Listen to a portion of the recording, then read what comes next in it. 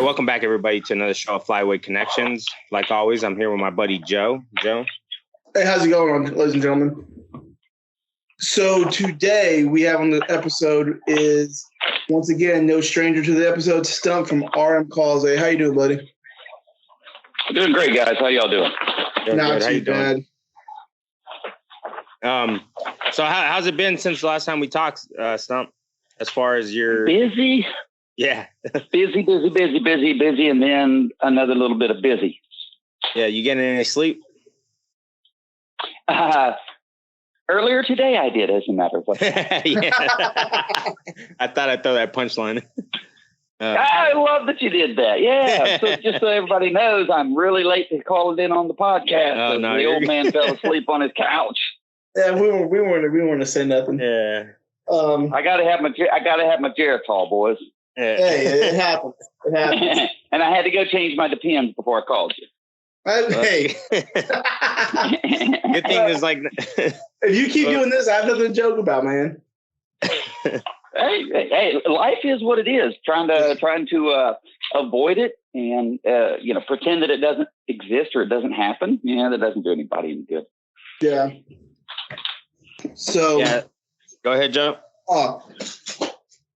So this upcoming duck season, all right, I know where you hunt in North Carolina before we start the show. And usually I like to start it. Last year was, hey, how's everyone's duck season going? Where are you going to start this year's duck season at? So there's been a couple of changes to the North Carolina regulations. We still have our 60 days like everybody else, but they've pulled the October split, which I'm very happy about, and they moved it on down the road. I know some people like to shoot wood ducks, but I'm after big ducks. But after that, so really the first place that I will be hunting I will be guiding some Valor and Honor soldiers at Mr. Charles Petty's place out in Arkansas. I'll spend 3 days out there, probably with 4 veterans. As I leave to head to Stuttgart, we have Brad Pitcher that will be coming in, and he will be taking over the hunt and moving over to Specklebelly with Third Coast Outfitters, who has graciously once again donated 2 days of Specklebelly hunting. Nice. So, now, yep, and yeah, you hurt my heart. I loved. That's the one thing I miss the most about North Carolina is that early November season or October season. Oh, I love shooting those wood ducks. Yeah, but the wood ducks are here in November and December too. So for people to go, hey, I don't like that you took my wood duck days. It's like, here's the thing. Yeah, they took your wood duck days because there's no other ducks around at that time. They moved them on down so people can still shoot wood ducks, but they can add a variety of other ducks possibly. Yeah.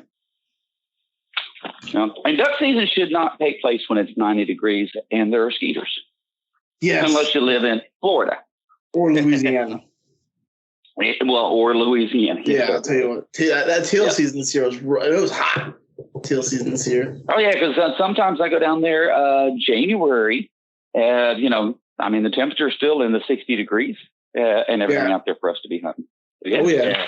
That day we went out, man, I almost jumped out of my waders just to be in the water. It was crazy. It was hot.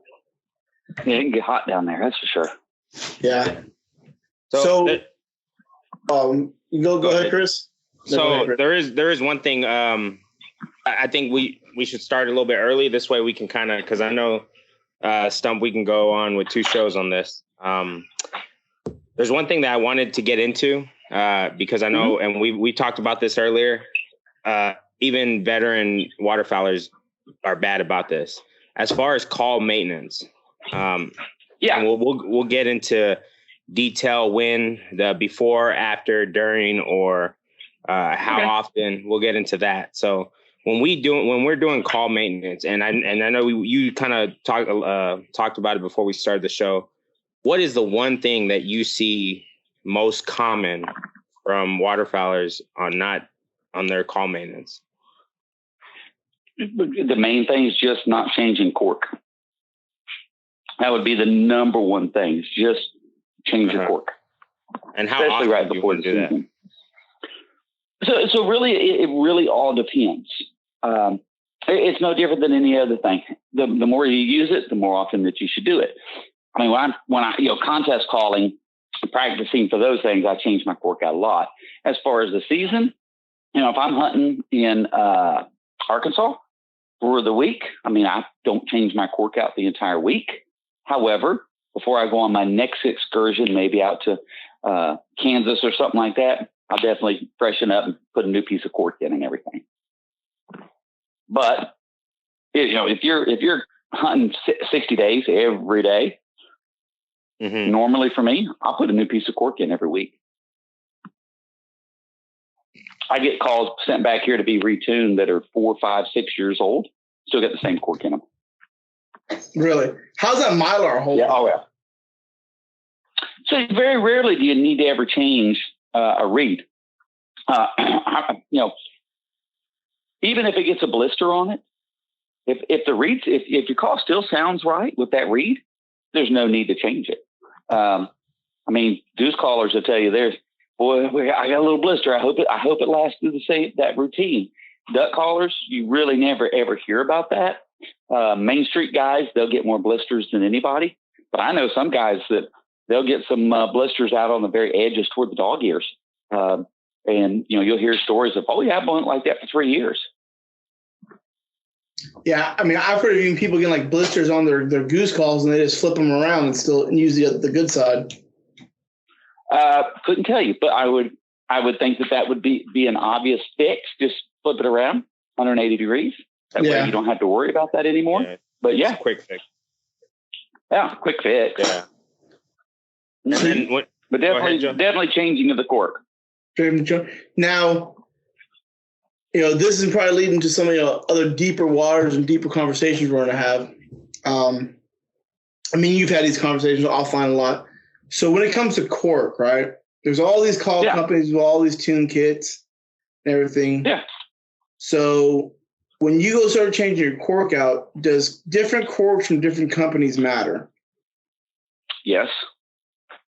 And if so why? So the corks that you're using these days are mostly a blend of natural cork and synthetic. So the question comes down to is in that cork, what type of synthetic, how much is cork, how much is synthetic, and then lastly, how much of what kind of gluing agent do they use to bond all that together? I'm sure both of y'all have seen, you take different types of epoxies and things of that nature. Some things when they glue up, they're super, super hard. They're super brittle. And sometimes when you use a certain glue, they're malleable. They'll move a little bit and they'll have some give to them. So the glue, what they call the binding agent, really does matter. And everybody has their own supplier. A lot of people, they buy from duck call part suppliers. I tend to have went away from that many years ago, and I have found my own specific cork. I cut my own cork here and everything. So I use what I believe is the best cork that I could possibly find. It gives you the best sound quality, but the longest life as well. And nobody else is going to use my cork for the simple fact of, a normal sheet of cork could cost you, let's say it's a 2x3 or a 3x4. You're looking at $25 maximum for a sheet. Mine's $125. So you're paying an extra $100 bill for the same size of cork. Yeah. Yeah. That's because you go online now. Exactly. But that's why I sell cork, and I try to sell it to you relatively inexpensively. $3.50 of the price that you see. That isn't just straight up shipping. I can't get past that. Yeah. So starts at $3.50, and then the corks, you get 5 corks, 5 reeds, either a regular style or 410 style, or you can get all 10 corks, whichever you prefer. But we try to do it relatively inexpensively. Yeah. I mean, yes, our cork works in everybody's. Cork is cork. Yeah. They're the same thickness. Uh-huh. So So I would say if Stump looked at his cork vine, I'm pretty sure he'll see Joe's name there quite a bit. Send him cork. Dude, I got some guys that hunt a lot, and these guys they'll order 3 or 4 cork kits. They don't ever change the reed, but they just order a whole bunch of cork. I carry a bunch of cork around with me because, the first thing that people always ask me is like, what about and it doesn't matter to me what kind of call you're blowing. I don't care. If I can throw a piece of cork in it and show you how to do it and make your call sound better for you so you have a better hunt, I do whatever I can do to try to help people out. Yeah. So does that vary with, I guess, the style of how the call's made or the material? So whether it be like wood call or acrylic, or does that vary as far as like maintenance? Are you still moisture in the as wood? Far as when we're talking about cork, it doesn't matter. Now, if you're talking about call material and maintenance, there's a huge difference in there and everything. Yes. Now, from a wood call, because I like Coca-Cola. It's probably one of my favorite looking woods. Yeah. From I'll say from acrylic, right? Yeah. When you're dealing with those two, there's I've heard of all sorts of things. At the end of every hunt, take your call complete apart if you have a wood call. Dry out. There's a lot of witch doctors out there. There's a lot of myth busters out there and everything. It's pretty simple. I don't see why there's a lot of uneducated people on the subject as well that heard something from somebody and they just go about and repeat it as fact. Yeah. So Stump, he gets on the call. I mean, a hunt. And you're running one of your nice African Blackwoods or your Honduras Rosewood. How do you do that call? Or what do you do to that call after you're in the rice field or the marsh to get it ready for the next hunt? If the call's sounding fine, you haven't gotten rice down in it or any of this stuff. So let's just say that you haven't spit anything into it, foreign object or anything like that. It's real simple.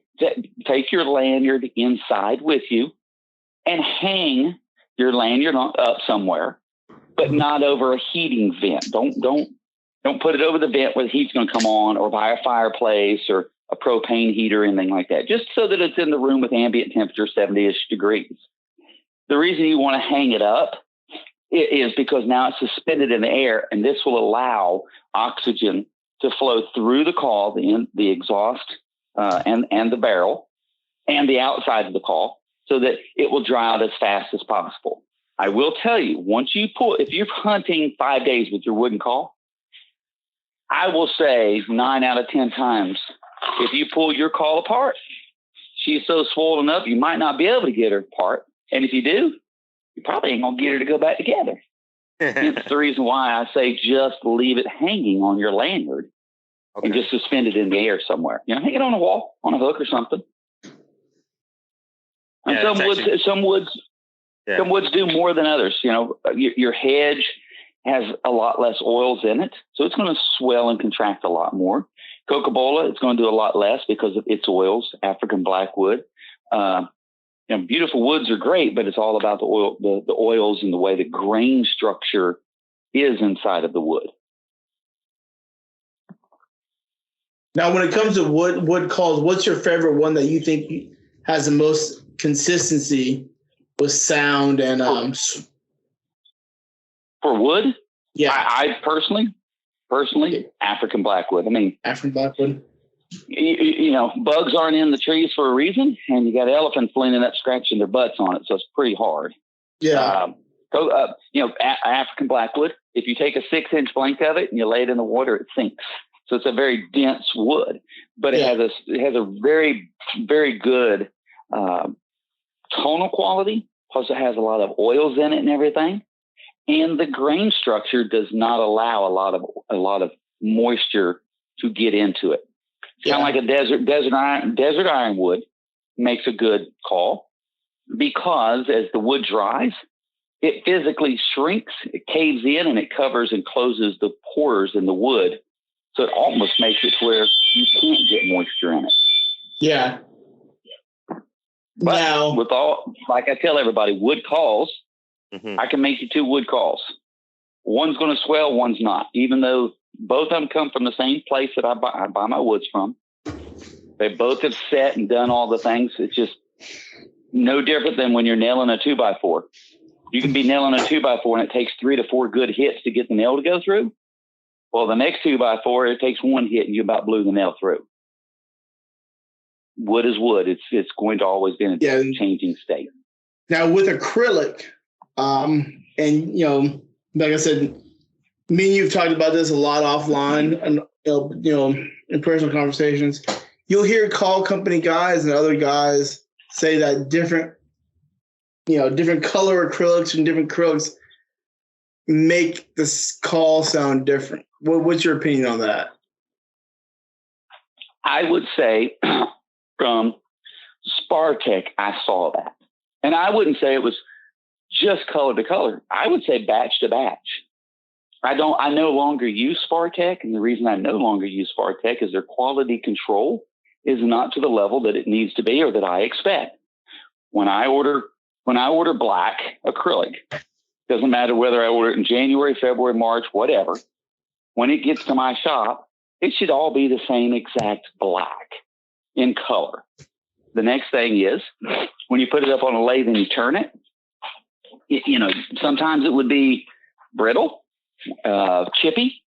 Sometimes it would be a little bit soft. So there was always fluctuations. We use Deadshot acrylic. They seem to have done a much nicer job of getting me the same quality of acrylic over and over and over again. And I don't really see a lot of, so they even asked me that question about the sound. And I said, I don't notice a difference. So they sent me a sample of a pearl, a pearl, a solid, a transparent, and a semi-transparent.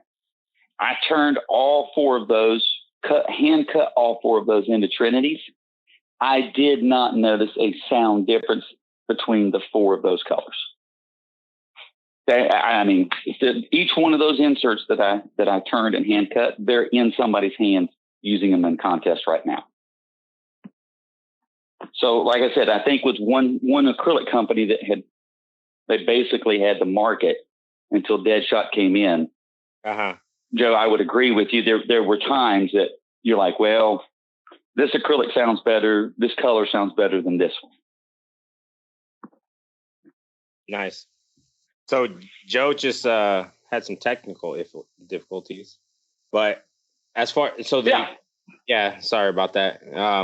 No problem. Trying to get him in.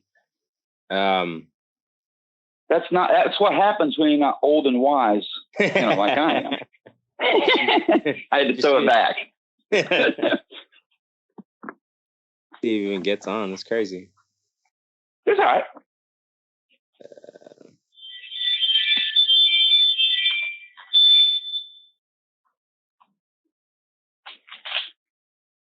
All right, let me get him on. Okay. Hey, can you hear me now? There we go. Right. Yes, sir. Are we still recording? Yeah, I'll cut that part out. All right, yeah. You may use your editing skills. Yeah, because you have none. Yeah, because I have exactly none. But yeah, so that's crazy. I've never heard that a color would make a difference. That's insane. So think about this. You technically cast acrylic in its raw form. You put it in a vat. Well, then you're going to start adding color. As you add color, all of those colors got different molecules in them. To make green, it takes yellow and blue. Yeah. So if you use yellow, you only have one color.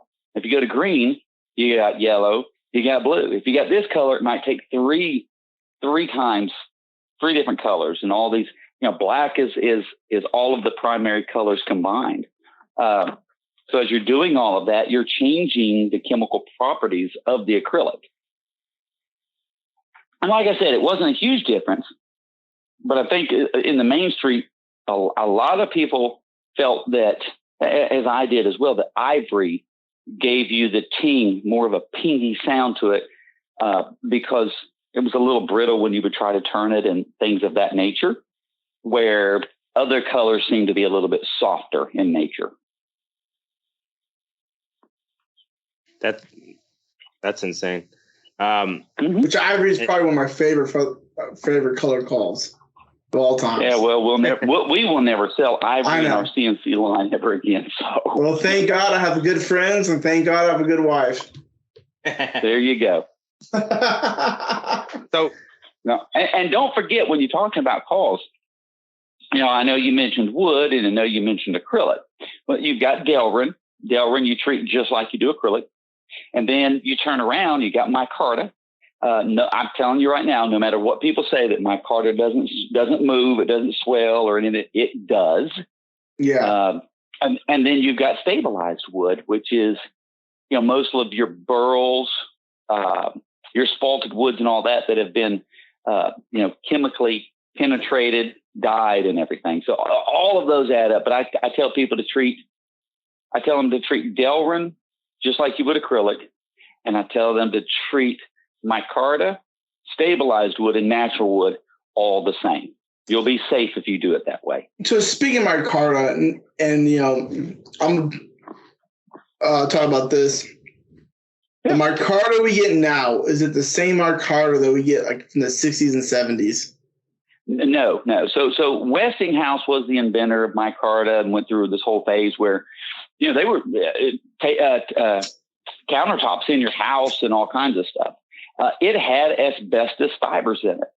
Well, when the asbestos thing hit and all of that, what they did was they kept the same chemicals and the same makeup. They just removed the asbestos and everything, and they ended up changing their name from Westinghouse to Norplex, which you can still get the same micarta, but it's minus the asbestos. Yeah. I thought it still stinks terribly. It still turns and it's nothing but crappy dust, and it's unhealthy. My wife can't stand the smell of it, so we just don't turn it here. Yeah.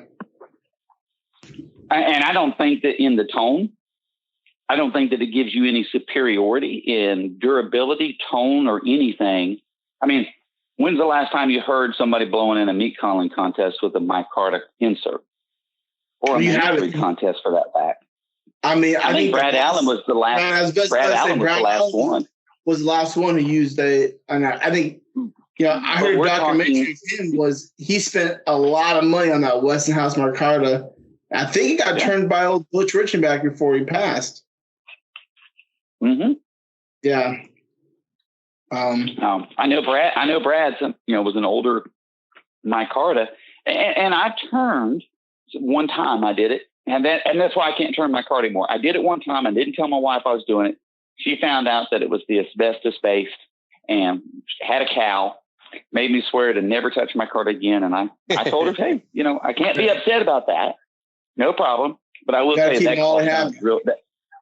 That call did not sound like today's micarta when I built it. Yeah. It was a sweet sounding call. Yeah. So if you could say, okay, let's just say three things and I know there's hundreds of things you can say. Three top things that somebody who's blowing calls, three top maintenance things that they need to do, whether it be when they need to do it and then how often do they need to do it. So change your cork, and it's relative to how much you're practicing. And you should notice, even if you're inexperienced, you should notice that the call doesn't sound right anymore. It's not as snappy and it's not as crisp. Change cork. Number 2, cleaning of your call. I get calls sent back in here that people are like, hey, I want my call retuned and I want all this other stuff. And I have cleaned half a can of dip spit out of the inside of them. Pieces of honey buns and Coca-Colas. God. It is freaking nasty. And I'm going to start upcharging people and be like, I'm going to charge you $50 extra to get that crap out. Just joking. And I would say cork first. I tell you what, hold up. I would say hanging your calls up properly after hunt so that they can dry out, even acrylic, cork, and then the cleaning of your call. Mm-hmm. Those would be the 3 main things that I would say people need to focus on. So I will say, and so many people are scared to change the cork in their call. What if I mess it up? Dude, it is a piece of cork. Well, what if I don't get the reed in right? It's so easy to put the reed back in. You simply squeeze it between your forefinger and your thumb very slightly, and it will actually bend, and it will always bend in the same direction. So you try to bend it. When it's a smiley face, so the bend goes downward, so it looks like it's making a little smile, you simply take that reed and you lay it into your duck call, push it all the way to the back so it stops, put the reed in the center of the tone board, take your piece of cork, place it in your mouth and chew on it just a little bit to soften it up and to give it some lubricity, and simply slide that into the cork notch and you are done. It's that easy. Okay, nice. I didn't know the whole chewing. Now, I will say I do hang my call, but what I was doing, and I had one of the alpha, and I just got, which I love, is your quack off one. My wood one, I was hanging it, but I was taking it apart and hanging it that way. Honestly, so the problem with the problem with taking it apart, if it's not swelling too bad, it's not going to be an issue. But if you are sitting there and hunting every day for like 5 days, I guarantee you that call is going to swell. That wood is going to swell. I 100% would stake my life that call is going to swell. Problem is, if you pull it apart, if you can get it apart, if it's swollen, you can't get it apart, that should tell you something. But if you get it apart and it's swollen up and it doesn't shrink back down, doesn't dry out in enough time, you might not be able to. You'll get the insert in. You'll see those guys hunting where their O-ring is sticking out of the barrel. That's because everything's swelled up and they can't get it back together. Now, the call will still operate. It just puts the tone board, the front of the reed, further away from the mouthpiece. So it takes a little bit different air pressure to get everything running again. But it'll still work. Okay. Yeah, that was one thing I think I'm going to change this season. But right now I'm blowing the quack ops that you had. And I mean, I love it. Appreciate it. I mean, it looked good too. So yeah, he's blowing your new one. There you go. Yeah, the new one. The cold weather fan one. That's that one, right? Yep. No, that would be the so if it's a quack ops, it's a cold weather fan. Yes. Yeah. Okay. We changed the engraving. We changed the engraving this year. Yeah, I mean, I love it. I love the way it looks. I mean, I thought it was pretty. I liked it personally. So. Yep. Now, Stump, getting not just your calls, everyone's calls. If they'd be R&T, Echo, RMC. Every there's different and the 1 million small guys. Yeah, go ahead. 1 million small guys, Raggio, all that. Yeah, I threw a rock out of my yard the other day, and as it passed and it hit the field, it bounced off of 3 call makers and 2 stabilizers before it hit the ground. So everywhere. Call and everything. Right? So we get a lot of new duck hunters, waterfowlers or whatever. I mean, I'm a duck hunter. I kill geese on accident. People get kind of intimidated. Not once like I said, once people found out that you hang out with low lives like me, I've gotten a lot of messages talking about calls. What's a good RM call for this, or what's a good call for this, or what does sound for different regions of the flywoods and all that. What calls do you recommend novice to new duck hunters to use in different regions or whatnot, or even if there is is there a region or not region based for the different type of duck calls you have, or if anyone has. So I don't go by region. So I get a lot of people that are like, hey, I live in this area.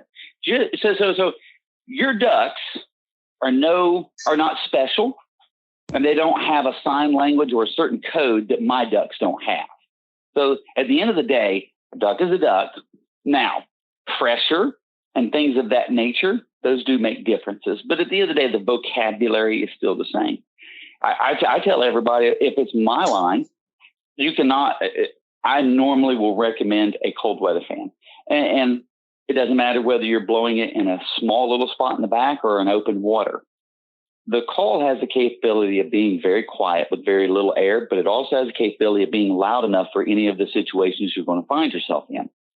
However, it is all dependent upon the caller's capability. Now, I say that to tell people that if you get into a cold weather fan, for example, and you are a beginner, the call is very easy to run, takes very little air. You can run that call, and as you grow and you learn different cadences, different pressures, and things of that nature, you're not going to outgrow the capabilities of that call. So you're not going to go, oh, well, I've gotten to a point where I can't hunt with this call anymore, or this or that, because, well, it just doesn't get loud enough, or it doesn't do this, or it doesn't do that. It will grow with you. I always recommend somebody says, well, okay, so if you're not blowing your call, what do you recommend?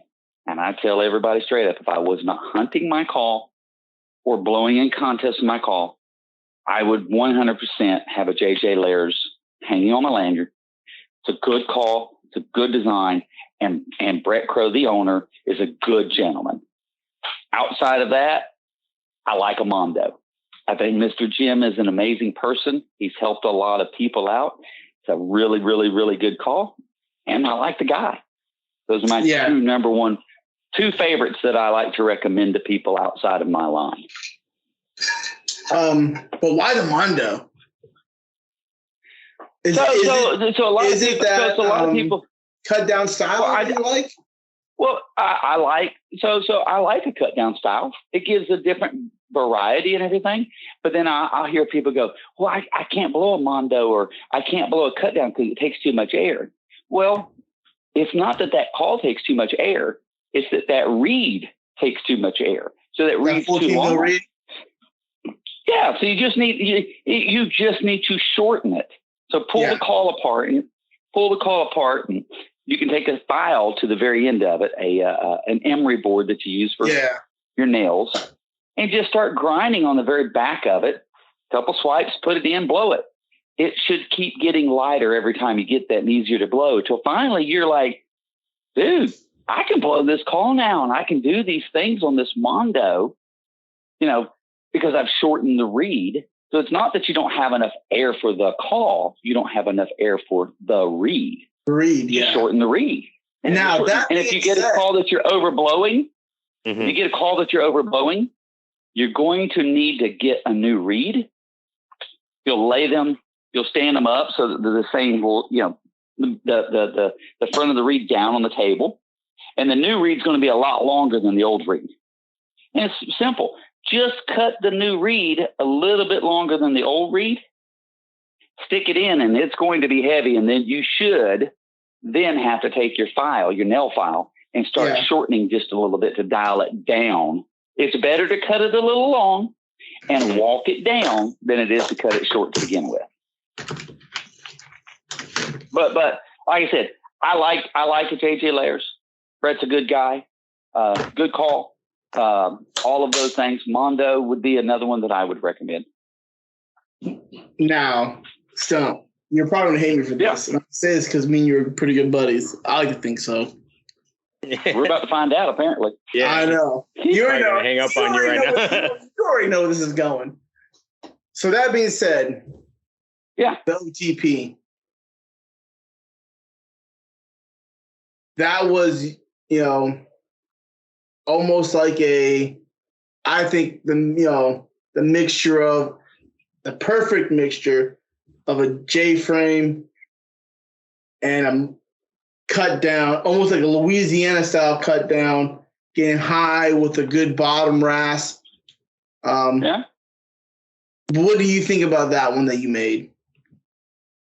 So the OTP was never a design that I was going to put out to the masses. It was something that I had tinkered with here in the shop, something that I liked, so that I could go blow. And besides that, I always like trying to come up with new designs and new ideas.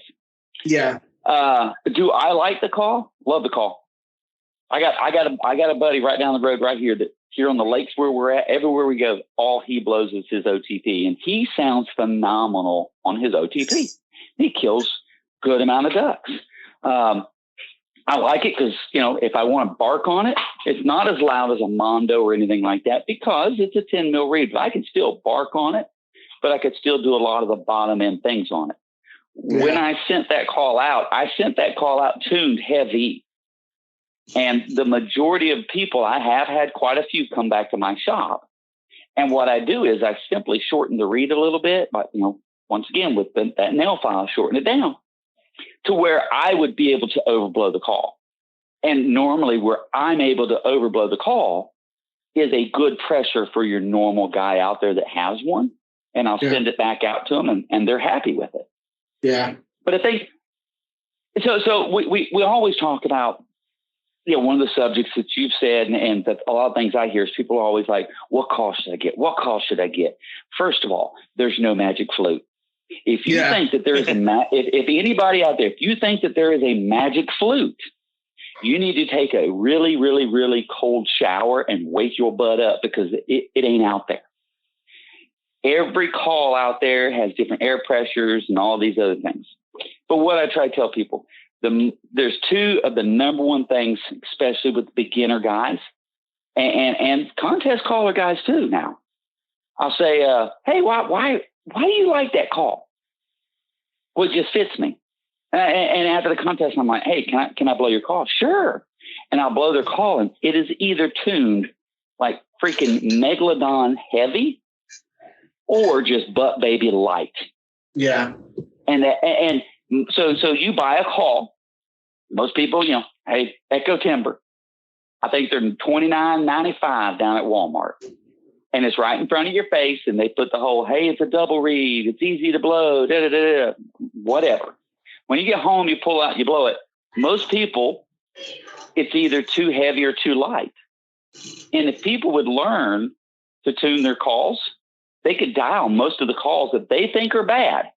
They could dial a lot of those calls in to achieve the performance that they could get out of that call and then decide whether that is a call for them or not. Mm-hmm. Does that make sense? Oh, yeah. Perfect sense. Absolutely. Well, for me, it makes sense because I've seen it. I've had the privilege of seeing it in your, because I love your cold weather fan. And and me and Chris were talking about this. I have 3 cold weather fans, and they sound, each 3 of them sound a little bit different. There was one that, I was lucky enough that me and you sat down, in North Carolina, and you tuned it, with the reed and the file, taking the file to tone board to me, almost to where like I could have bad habits. And like if there's anyone out there that knows, like, if I have bad habits, Stump will tell me, hey brother, you have bad. You need to practice a little bit more. Yeah, hey son, like you suck. And I don't know, because I was fortunate growing up where I could blow. Where I was hunting at, I could blow a double reed. I grew up as a country club hunter. I grew up in the duck clubs. It is what it is. I think a public land hunter made me better. It made me have to be better to kill ducks. Mm-hmm. But so saying that you have 3 cold weather fans are all a little bit different. A lot of people are like, well, why is that? And I try to tell everybody, I hand tune all the CNCs and everything. So there's always a little bit here and there. And I have good days I have good air. I have days that I'm struggling. I'm just like everybody else. Yeah. But, reeds. I mean, if that reed is just a tick longer, a tick shorter, the dog ears are a little bit bigger, a little bit smaller, it's going to change the characteristics of the call. And that's what I was getting at. So you think a guitar, there's 5 strings on the guitar. Well, when you ping on each one of them, it's a different tone, right? Yes. Well, they're all the same length. They all attach right here on the face and on the fingerboard at the top. They all attach there. So why don't they all sound the same though? Because they're different diameters. I mean, and duck call. Yeah. Yeah, on a duck call, you don't have strings. You got to read. Well, if you got to read that's a little bit shorter, a little bit longer, all of those things change the way that reed oscillates inside of that call, which there changes the pitch, the sound, and the characteristics of the call. Yeah. So, yeah. You're still basing it upon what the call is built to do, but you can definitely change things. Change it. And I think me and Chris were talking about that. Before you got on, I was, you tuned one for my son Landon, one of his competition calls. Yeah. And, I really liked how light it was. And it was it had like almost like a really, it's a cold weather fan. If anyone asks me my favorite, I have two favorite calls. It's going to be my OTP, which, hashtag bring it back, and a cold weather fan. And I really like, to me. I like how you threw in the hashtag bring them back. Hashtag bring it back. But, cutting it gives that same volume and everything, but it has a little more lighter, younger hen sound to it. With Landon. Because it's got a shorter reed. Because your young one has smaller lungs. He can't produce as big of air.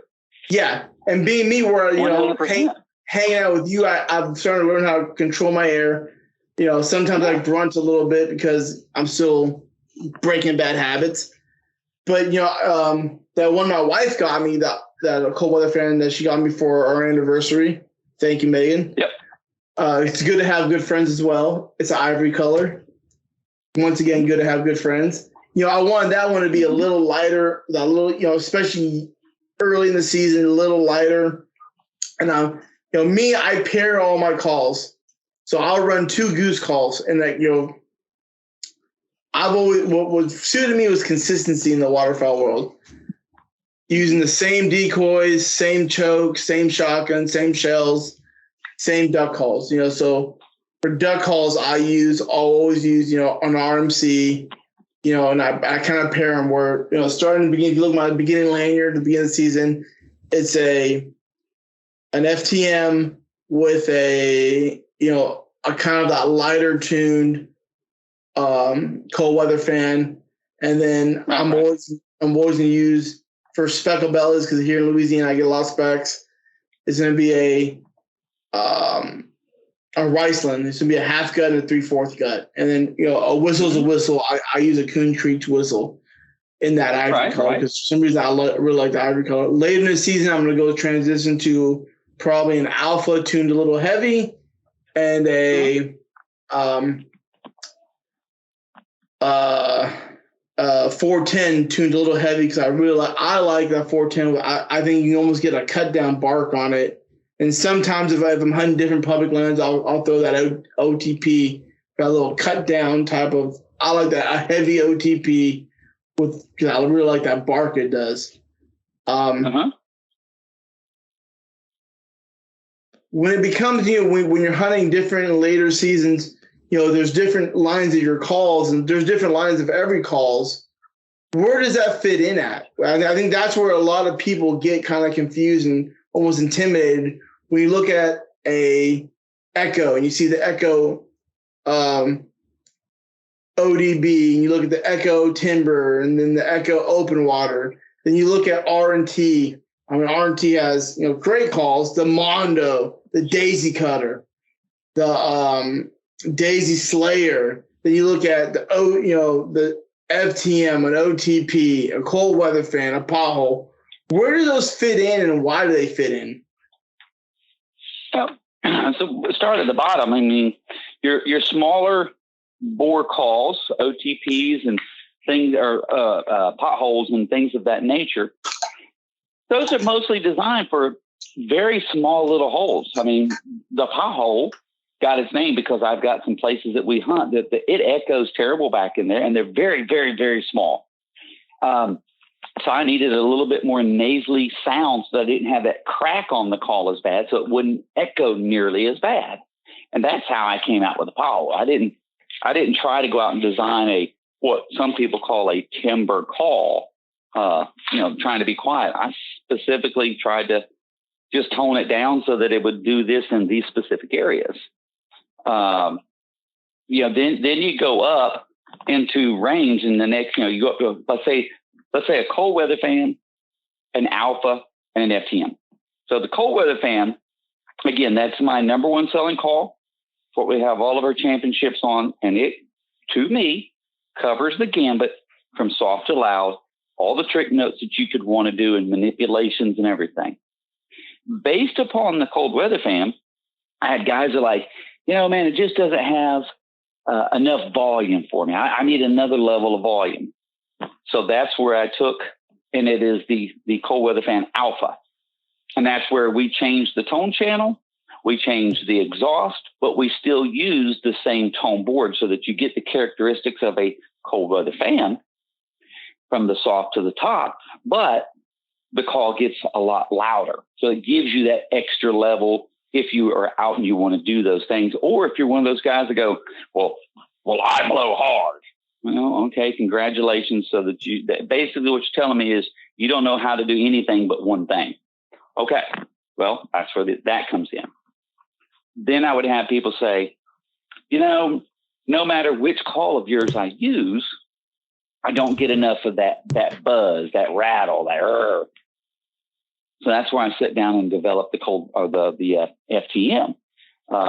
It is for somebody of myself, blowing the call where I can get rattle out of a call. The FTM is a very clanky, gnarly, rattly call. However, I made sure to give it some holds so that you can get some of those squeals, and I gave it the ability to go from the top to the bottom, just like I would a cold weather fan. It's just that it stays rattly throughout the entire range. Call companies generally have their number one go-to call, and it is the call that covers the majority of scenarios that you would list. And then they have what they call their specialty calls. They're open water, they're quiet timber calls, they're this, they're that. And what they're trying to do is those guys that can't manipulate or that haven't learned how to manipulate a call, they're trying to bring those customers into their product line by giving them something that helps them to get to that level or to that area that they want to be, that maybe down the road that they would grow into. And that normally is what happens. But they're just trying to fill those little voids for those particular people that need a little bit of extra help. Yeah. And honestly, I will. Yeah, it makes perfect sense. Honestly, when you broke it down like that. And for me personally, and I talked to Joe about this, I feel, and just because of my inexperience, I don't want to blow a call on this podcast just because I don't want people to hear how bad I sound. But the cold weather fan, for me, I think, you know what? I think all of us should have to do a 10-second little blow a duck call because we know where everybody's at. Oh, yeah. I got my calls right here. And I already know where I'm going to get made fun of at. There you go. But go ahead, brother. You're saying you're cold weather fan? All right, who's that? That's Joe. Oh, that was me. Okay. That was Joe. I was on your FTM. Let's hear Chris. Go. Yeah, Chris. Okay, so Chris, you're doing what we call you're just simply blowing air into a call. Uh-huh. You need to structure that air. Whenever you just blow, that's what you get. You kind of get that party horn sound. Mm-hmm. You do the same thing, but you structure that same air that I just did, same volume, everything, and you get all we got to do is teach you how to structure that. Yep. So one of the things I always do when guys start talking about duck calls and they're like, this is what I want, this is what I need. Normally the next thing on my mouth is, I need to hear you blow a call. I need to know if people are full of crap or if they know what they're talking about. And the majority of callers out there have no idea. They're just repeating things that they're reading or things that they're hearing. And I caution people out there of taking advice from other people on the internet, especially Facebook, that do not have sound files on calls to show that, look, I know how to blow a call. I'm proficient at it. This is why I'm able to give advice. Would you take advice from somebody on driving a car that does not have a driver's license. However, they ride around in a passenger seat. Yeah, exactly. I read a book on how to fly an airplane. Should I be giving advice on how to navigate and utilize the equipment in an aircraft? I read a book. I stayed at a Holiday Inn Express. Mm-hmm. You need to double check. You need to check. And I'm not trying to say that, hey, this guy does it. But at the end of the day, if the guy can't blow a duck call very well, why would you take advice off of him? And most people don't even question. Oh, well, I see this certain person on all these different forums and all these different Facebook pages giving advice. But think to yourself, have you ever seen a sound file or ever heard a sound file from that particular person? And if you haven't, that's a question that you should be asking, because you need to know who to take advice from. Yeah, no, that makes perfect. I mean, obviously, and just because they say they're a call maker doesn't mean you should be taking advice from them. No, that is hashtag stick an echo insert in the barrel. Oh, that is my next topic. So, and I've seen it a lot lately, and we've had people. This podcast, thank God, has done very well. Thank you for all the listeners, and thank you for the greatest people, like especially like you, Stump, and all the other great guys who supported us. Yeah. They've gotten a hold of us, like talking about, we blow this, or I'm a call maker or whatnot.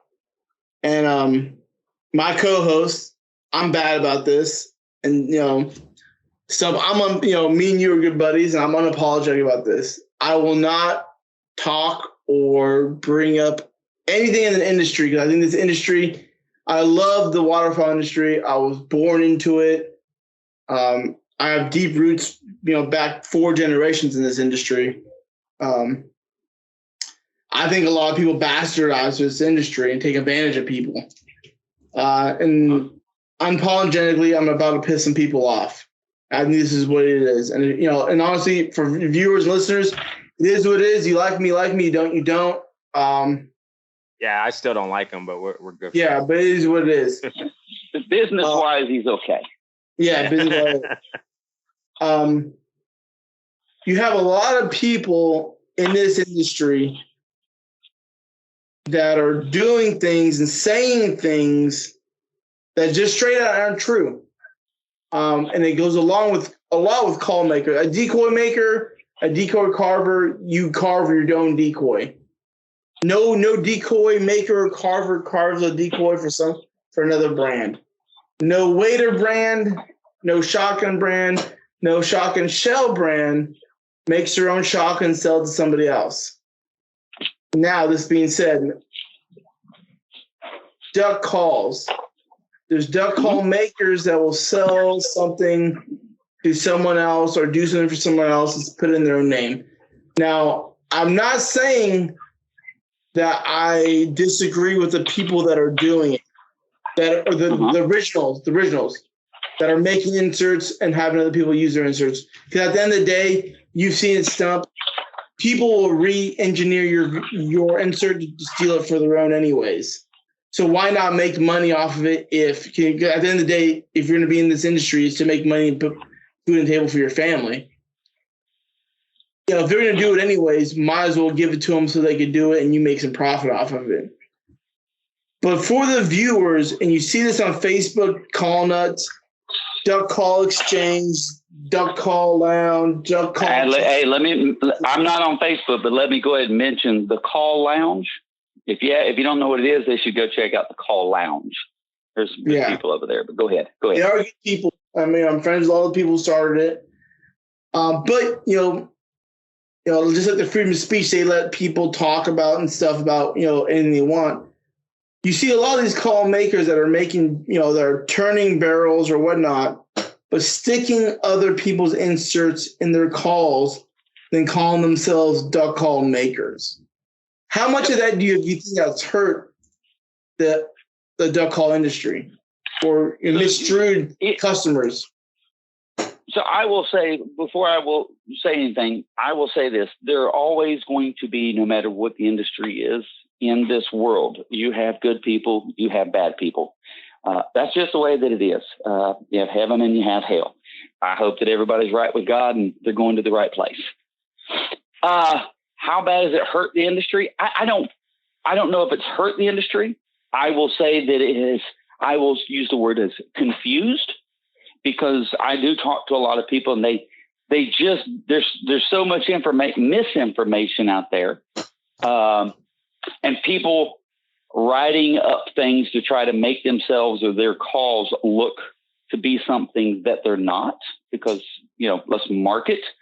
I think that it has confused a lot of people, which I think therein lies, turns around and creates the misinformation that is out there.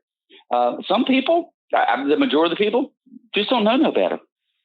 They honestly just don't know better. That's all they know. Their buddy told them. Their buddy didn't know anything, and they just completely repeat what their buddy said.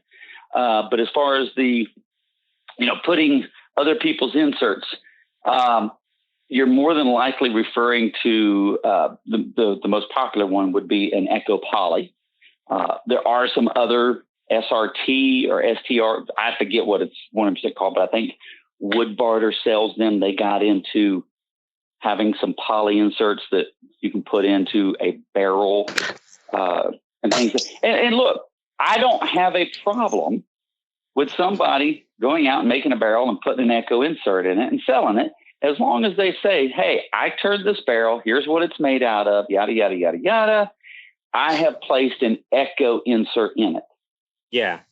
You are not lying to your customer base. You are being completely honest and telling them exactly what they are getting. I don't have a problem with that, because that's not a lie. No, it's not. What I have a problem with is when somebody says, hey, I made this custom call, or they will say that, we are doing these things. We're working on developing our, or this is our, I know some companies that say, well, this is our introductory line. And that's when I sit back and I say, well, how can this be an introductory call into your lineup? Yeah. When it sounds like an Echo, because it's an Echo, but you're over here telling me that you make your own tone board. Mm-hmm. Well, how can you call that an introductory call? It's not your call. It's not your design. And it does rub me the wrong way when I hear people say I'm a call maker, and I come to find out that no, you're not. You're a barrel maker. Yeah. That puts an Echo insert. At least be honest about it. That's the main thing. Be honest to the customer base, because those people have worked very hard in their lives to earn the money that they have, and now they're spending it with you. Show them some respect.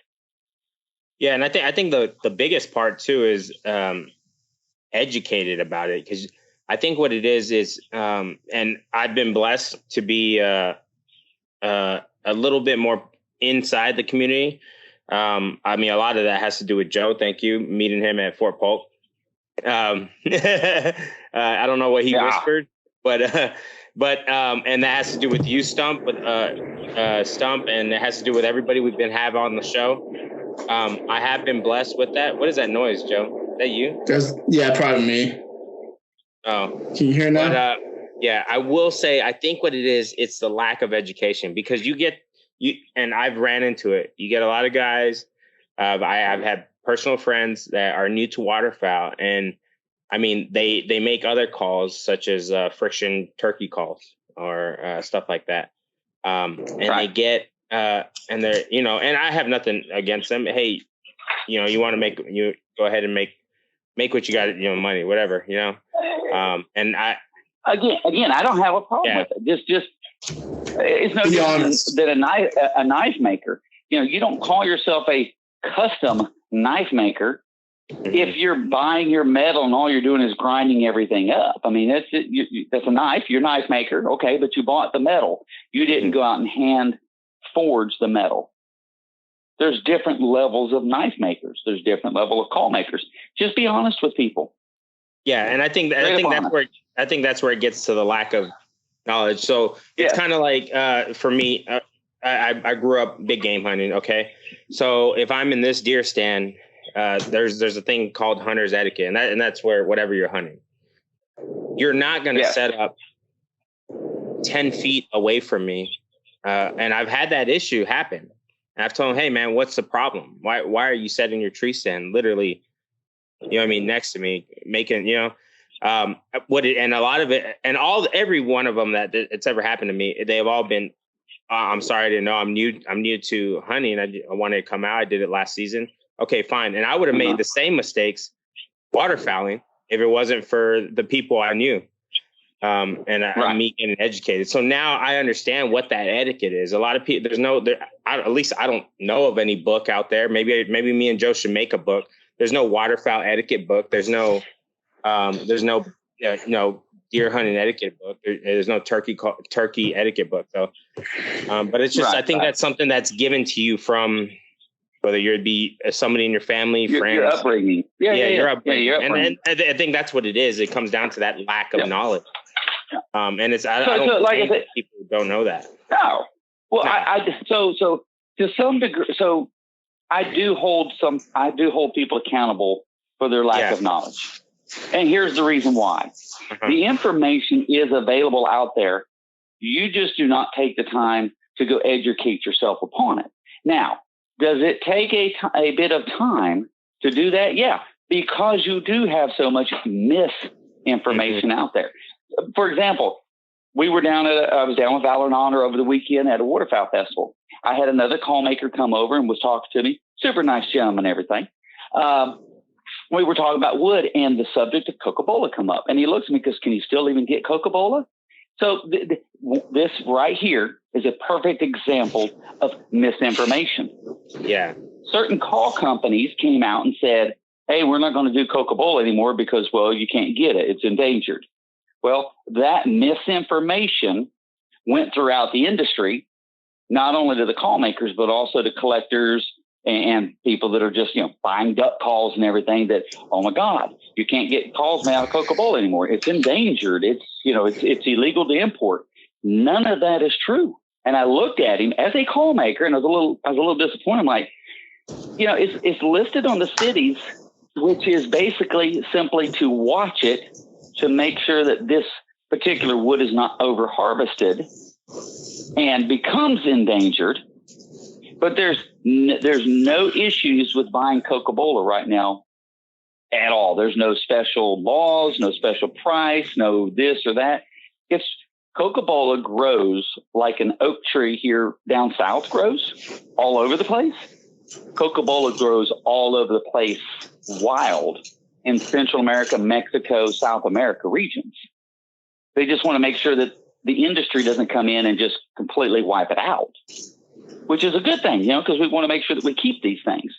But that misinformation that gets put out there of creating that, and then what happens is that misinformation gets put out there, and then you get AKA call maker over here makes a call out of Coca-Cola, puts it up on eBay or on Facebook or wherever, and goes, hey, it's extremely rare material, and he'll jack the price up. And then on top of it, he'll throw an echo insert in it. Mm-hmm. I'm like, well, you're lying on multiple levels here. You shouldn't do those kind of things. We shouldn't try to create misinformation and things. Just state the facts and let the facts speak for themselves. Now, Stump. Yeah. Bud. We talk about doing the research, but do you think there's certain outlets that kind of misdrew that information to make the consumer think that? 100%. Again, you have people that see an opportunity, and what they see is an opportunity to get into something. And whether it be for money, and whether it be for fame, or whether it be just for their freaking ego, and they'll want to get in, and they'll see that misinformation, or they'll see something that they can capitalize, put their little spin on it, and keep going with that and try to cash in on it. And when I say cash in, that's with, fortune, fame, whatever it happens to be. And those people are very normally short-lived. Yeah. So when you see certain things, there should be red flags should come up when you see certain things. Yeah. Marketing is an evil thing at times, because people will sit down and figure out how to tell you that the sky is not blue and try to convince you that it's a color of teal. And if they do it enough and they do it well enough, they can program people to think that it's teal. Well, yeah. Well, because, when you go to marketing's magazines, commercials, all this. This is me. Tell me if I'm wrong, because, I'm wrong a lot. If I throw enough money at you, you're going to market whatever I tell you to say. So I will say this: waterfowling magazines, turkey hunting magazines, because I love to freaking turkey hunt. I might actually say, if you told me that I could go out and there's gobblers gobbling, or I could go out and there's ducks, I might go out turkey hunting. Just never duck hunt again. I love me some turkeys, but still. I love turkey hunting, but this falls into fishing as well. But I'm speaking on these two because I pay attention to these two, but I see it in all of these industries. And that is where magazines come out, and they normally have, their products of the year. I hate to tell everybody this, but the majority of the products that they're listing in those magazines as products of the year, they paid for that advertising. Yeah. That company that put it in there got a write-up from them and some pictures from them. Nobody tested anything. Nobody went and looked at sales across the United States to see if that product actually is that good and people think these things. Most of the people bought into it, and they advertised to get into that magazine to turn around and boost sales. It's all about that, because if people sit there and they open these waterfowl magazines, and you keep seeing this, hey, look at this this call company over here, goose call, duck call, whatever it be. Look at this call company over here. And then you go somewhere else and you see it again. So you're going to start thinking that, hey, those are quality. That's good stuff. They're in all these magazines. Plus look over here. This right here, it was listed as one of the best products of the year. So people then turn around and they'll go buy that product. And it doesn't matter whether it's a good product or not. They have simply created the marketing and the misinformation of the persona of that is a good product. So you got to be really careful about listening to things of this nature of, hey, this is the gun of the year. Or this is the call, since we're talking about calls, this is the call of the year. Well, the majority of those bought that advertising. Mm-hmm. There are some that earn it. I know for a fact of some that got a nice phone call and was like, hey, we would like to have you in here, and this is why. And hey, they earned every bit of it. That's an amazing thing. But the majority of the companies, that's advertising no matter what, and somebody bought into that. So that whole misinformation and things of that nature goes all the way back to those kind of things. You have to really, you got to look at what you're looking at. If you're looking in a magazine or things of that nature, these magazines and stuff, they make money by selling copies. To sell copies, they've got to generate some kind of something to be able to make people want to buy it. Mm-hmm. And I think wary of those things. Yeah, and I think it's really bad now, and we all know why. It's social media, the way information is getting put out now. It's easier. I don't know. It's information. I'll never forget that. When I was a kid, the whole everybody's like people are so dumb, and the theory was that the reason that a majority of people were not common sense, smart, or educated was because the lack of knowledge. Because you had to go to a public library, you had to read it out of an encyclopedia of these things. Well, here comes the internet, and now we're many, many, many years into Al Gore creating the internet, and people sitting back, and it's like, okay, you now have all this information at your hand, but the world's actually even dumber. Mm-hmm. Because the amount of inaccurate information that people put out. Think about it. There was a television show called Mythbusters, and they had, I think, 8-9 seasons of nothing but verifying or tearing down myths that were urban legend. I mean, that shows you how much misinformation gets put out there and people saying things that really just aren't true. And unfortunately, in the call industry, it happens a lot because I tell people today that the art of call making I feel that the art of call making is being lost. The art of call making should be about the sound. But nowadays you can glue stuff together. You can carve things, make things look really pretty out of these fancy materials that nobody ever had access to years ago. And, the next thing you know, it's a beautiful piece of art. And they slap a $500 price tag. Yeah, they slap a $500 price tag on it, and people actually start believing these are great products. When at the end of the day, it doesn't matter to me, all this gaudy, it's a duck call. Yeah. It should do these things right here. Now, if you want to have art, that to me, it's duck call art, but that kind of shifts into a little bit different of a category. So again, be very diligent in looking at things to find the proper information and educate yourself. I tell people all the time.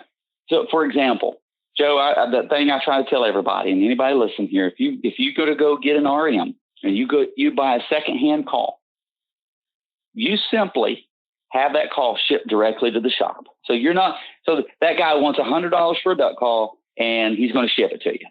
So instead of shipping it to you, he ships it to me. Okay.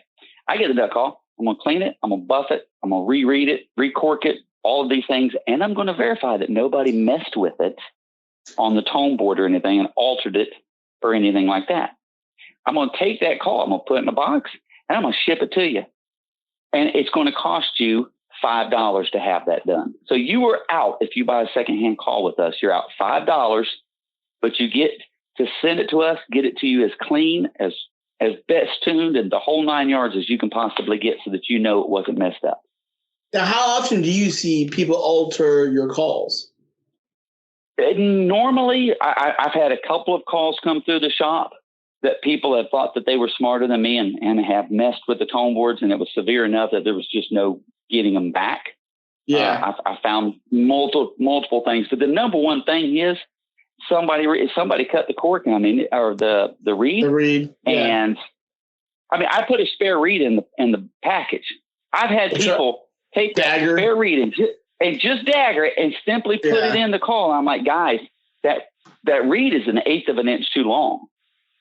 I put a long reed in there so that you can tune your call, but they'll actually put that long reed in there and the call doesn't work. And then, the next thing you know, they sell it to somebody. They get it and they get a blow. It's like, blah, blah.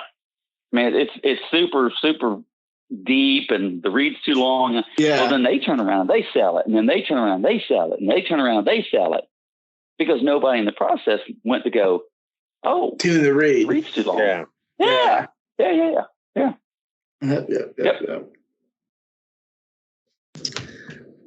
So do you think that comes from, I don't want to, because there is good guys doing this, and I know you do this a little bit. Do you think all that there's some really super, look, there's some guys out there I might not, let's just say this, even if I don't like their duck call, and I strictly talk about duck calls because that's what I do. But let's just say I don't like this. I don't like the characteristics of this guy's call over here. It's not a call that I would hunt. However, he completely made that call himself. Yes. I'm not going to bash that guy. That guy made the call himself. That's what he's doing, and he's working to get better and this and that. Would I recommend if somebody said, hey, what do you think about this call? I would not recommend the call. Now, if 2 years down the road, take Randy Sesko from Cold Front. I have his first duck call that he ever made inside the house. Would I hunt it? Not in a million years. However, when Randy Sesko sends me a call today, would I hunt it? Yes, I would. He won the Call Makers Championship up in Easton last year. Randy has worked, and I've got to watch Randy work to get to be better and to learn his craft as he's going down the road. But you never see Randy out there screaming, I'm the best, look at me, or charging $500 all of these other things. And you don't see him mismarketing. Where I'm getting at is people that alter other people's calls for profit. So I don't know. So again, are you talking about like an echo insert that it comes in and say a guy, because look, I couldn't even tell you what an echo insert costs. Let's say $10. We're saying people that are cutting Mondos. Okay, hold up. That's where it's at. That's where it's at nowadays. People get So for example, I cut old keyholes only. Now I do not Mondo. I've had people ask me, will I cut a Mondo, or will I this or that? Somebody that makes their calls right now. And I tell them, I said, no, if you want to cut Mondo, you need to call Jim. He makes the Mondo. You want a 45 cut? Well, you need to call over here to Rolling Thunder. You need to call these guys. Now, the calls that I cut, they're made back in the 1930s and the 1940s. And I do my thing to those to bring them into what I call the 21st century. But yes, there are guys out there that are altering Mondos and this, that, and the other thing. Yeah, at the end of the day, though, Joe, I mean, they're doing the work. Yeah. I don't know. I couldn't tell you. I mean, like I said, dude, I don't do Facebook. I'm not into all the look at me and all those other stuff. I couldn't tell you what somebody. So if a guy buys, let's say this. So let's say a Mondo is what, $130, I guess. Yeah, 145. So, okay. So let's just say 145. So 145, and that guy, he physically buys it, and then he turns around and he cuts it and does some work to it and everything. What is he doing? Is he then turning around and selling it? I mean, you see that. You see it on Facebook every day nowadays. I mean, so how much is he now charging for that Mondo? I've seen it up to $300.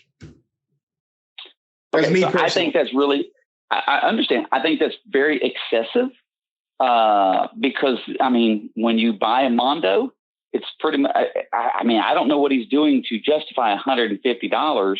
I mean, if he's altering the tone board, that's not taking a long time.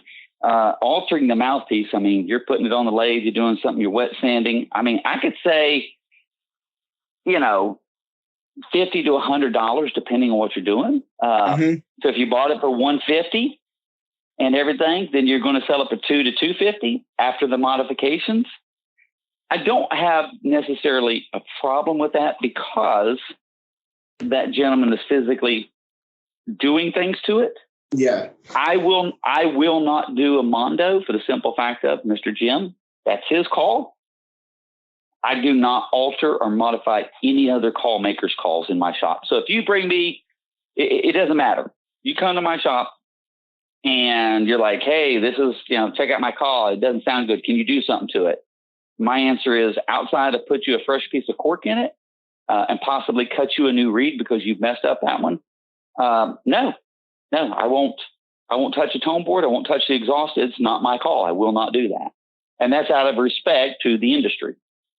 Yes. Then again, I would hope that people wouldn't do it to mine, but hey, I can't answer for everybody. So yeah, I wouldn't do that.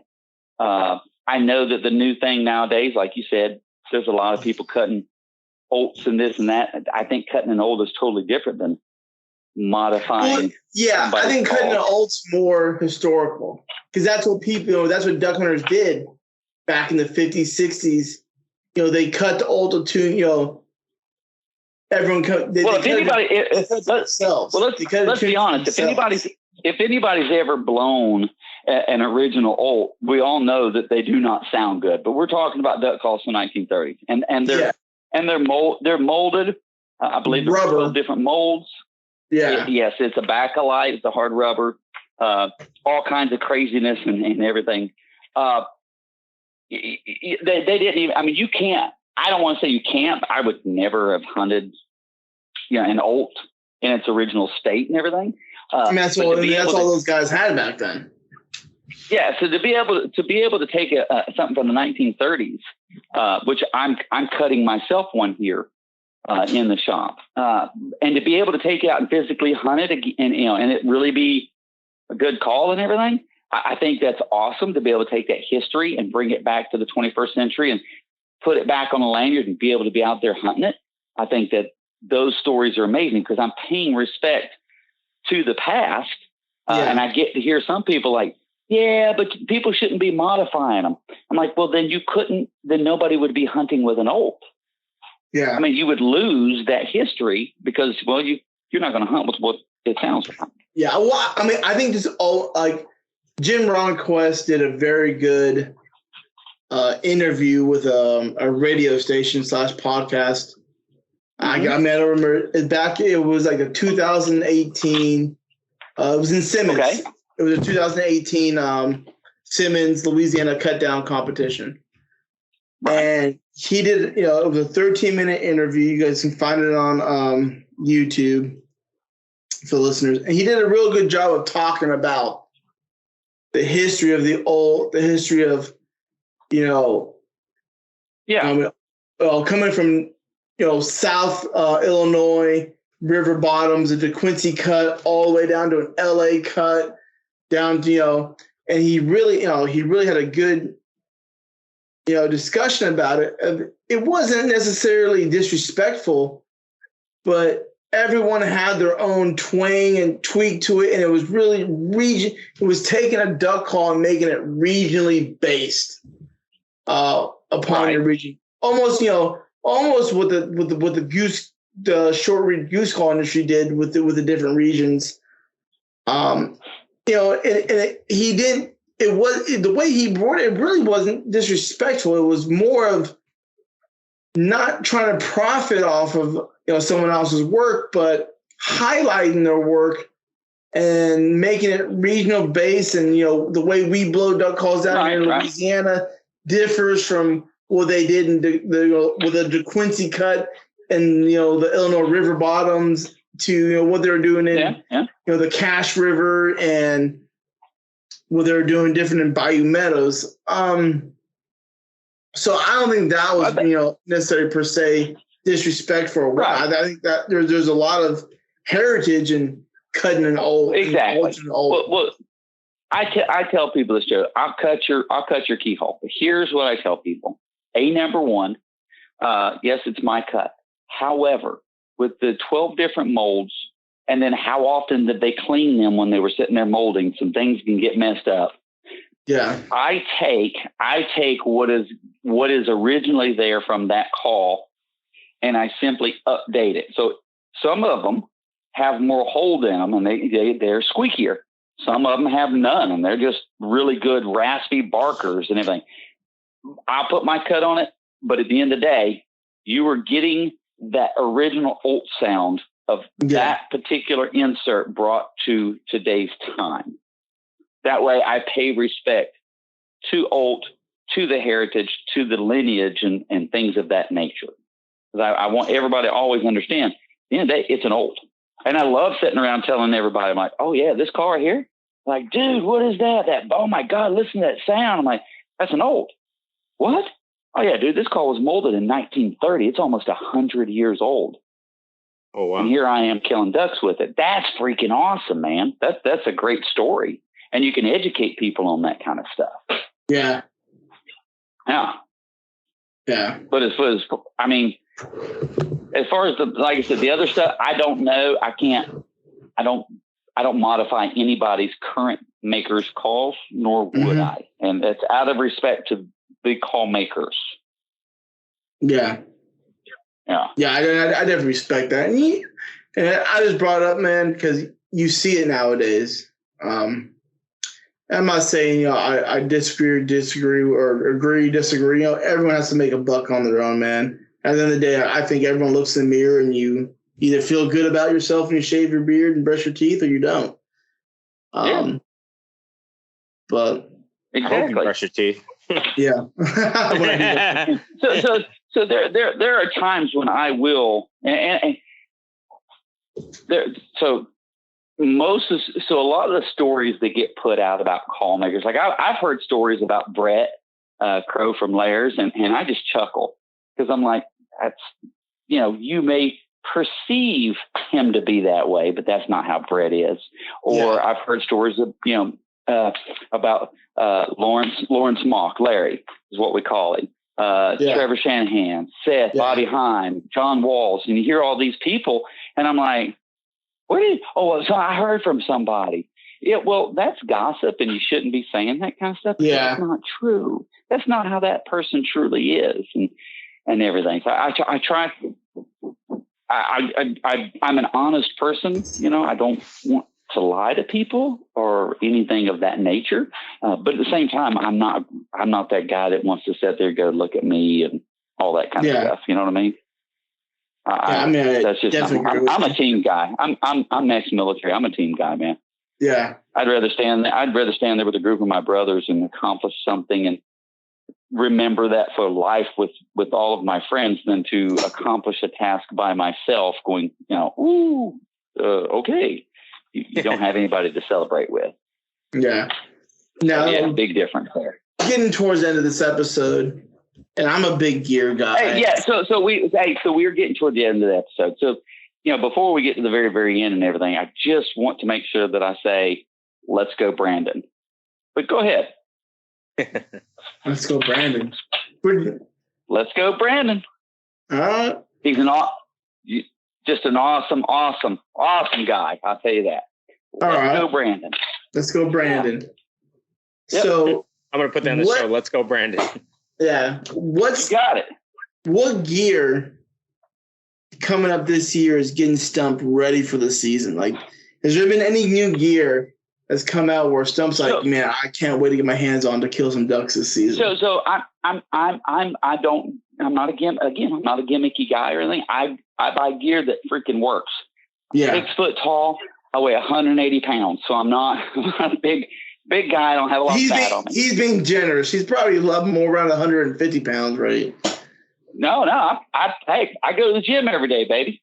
So you just remember the old man when we go hunting together again. Oh, hey, man. Okay. I love it when old man go hunting. Go ahead.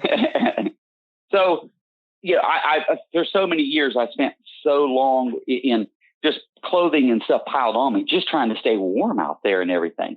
So people can say whatever they want about cliche or this, that. I use Sitka gear for the simple fact of I wear the least amount of clothing I've ever worn in my entire life. I stay warmer than I've ever been in my entire life. And every piece of that gear that has malfunctioned, be it a zipper or this or that, Sitka has sent me labels, and I've sent these products back to them. They have completely repaired them as their lifetime warranty states, sent them back to me, and I've not had a problem ever since out of those gear. Now, that being said, Sitka's a great company. I have nothing but utmost respect for them. What's your favorite gear from them, though? What's your go? If you were to come to me, which I hope you do here, and I tell you all the time, bud, hey, come down to Louisiana, hunt my pit with me. If you were to come down here, what would you bring? No matter if you're here, North Carolina, Kansas, Arkansas. What's the gear you're bringing to hunt? So I'm bringing a base layer, gradient jacket, the gradient pants, and a pair of Sitka waders. Mm-hmm. That's it. And dude, that's even if you and I are hunting up in 20-degree weather up in one of the Dakotas. Yeah, I'm still wearing that exact same gear. The only thing that changes is if it gets brutally cold or it's raining, I will put on my Dakota jacket. Yeah. But other than that, that's what I'm bringing down to Louisiana, or if I meet you in Arkansas or wherever. I mean, as far as shotgun, I shoot a Pointer 410 semi-automatic. I've got a extra full turkey choke in it, and then I turn around and I shoot low velocity. Huh? Is that Jeb's turkey choke? I got a Jeb's choke in it. And then I shoot Boss low velocity 410 in number 6. And as far as decoys, I mean, I like Higdon's decoys. I like Tangle Freeze decoys, and most of the other gear that I use as far as blind bags and things of that nature, it's a combination of either Tangle Free and Rig 'em Right. Yes. Both great. Brigham Wright's a North Carolina company, and I mean they stood behind all of their gear. I'm not having any issues with their gear and their customer service, and the people they're super nice. Oh yeah, I love Brigham Wright. I always have a Brigham Wright blind bag. Yeah, their blind bags to me are are utmost the best. Yep. I've seen on the market, and I've used all sorts of Tangle Free. They're a California company from my hometown. I definitely use them. I tend towards them to the Decoys and stuff. But yeah, I really Brigham Wright and all their blind. They make so many different blind bags that are so versatile to different hunters. I really like to warn that. I really like Brigham Wright. And I don't know if you're Brigham Wright. Anyone ever listens to me? I like the fact that they have a good backpack. They have a good, they have a setup for if you want to hunt in a layout blind, in a pit. I mean, they just have so many versatile items that the option's yours. There's not. They realize that there's not. In duck hunting, the way I hunted in North Carolina is different than I hunted in Louisiana, which is different when me and you go to Arkansas and hunt together. Each region based, and it's the way you hunt's different. So they almost make products that suit the whole gamut. Right. Yeah. Oh yeah. Yeah. And what close. So I hunt. So on my lanyard, I have one of our whistles, which is the interiors are all designed by Chris Owens, who was the Easton World Champion 2 years ago. I have a cold weather fan and a 410 on my lanyard with a hand cut ult. Nice. Yep. And do you hunt a lot of geese out there in North Carolina? No geese out here in North Carolina. Well, there are some, but there's just not even enough to even target. Yeah. But if I do go goose hunting, normally I'm hunting a black timber. And as far as a speckle belly call, I'm a Riceland guy. Three quarter bore Riceland. Yep. Well, that's crazy, man. I mean, we can keep on going. This is probably like our second longest show, besides the one we did with John and Val and Honor. But do you got any closing comments, Joe, before we wrap this up? No, I mean, like I said, thank you for Stump for coming on. Thank you for all of our listeners. This has been a really great year for us. I really didn't think that Flyway Connections would take off the way it did in all 6 continents with the thousands of viewers and thousands of people. We have. I really appreciate checking playerfm.com. I mean, becoming the 4th best waterfowl podcast of 2021 was definitely an honor. I really appreciate it. And once again, hey, Stump, thanks for coming to me on the show. And hopefully I'll be hunting with you, if not North Carolina, if you come down here. But, we're looking, me and Megan are looking at houses in North Carolina. So hopefully I'm going to be hanging out with you sooner than later. Would love to have you guys here again, man. Yeah, definitely. And we will be cheering you on in Arkansas this year. Yeah, we appreciate it, brother. Yeah. I actually, during the show, I actually text Joe, said we got to go to North Carolina to do a hunt. But hopefully I get to go over there and meet you person to person. I know we've been robot friends over the phone, but man, we definitely got to get something going, Joe. Sounds like fun up in North Carolina. So it is. Yep. But but like always, I want to thank Val and Honor for what they do for their other service members, first responders, and their veterans. I also want to thank everybody that supported us from the beginning to now, and then new supporters. If you want to keep supporting us, like, subscribe, and share our material. Like always, y'all have a good one, and let Valor not fail.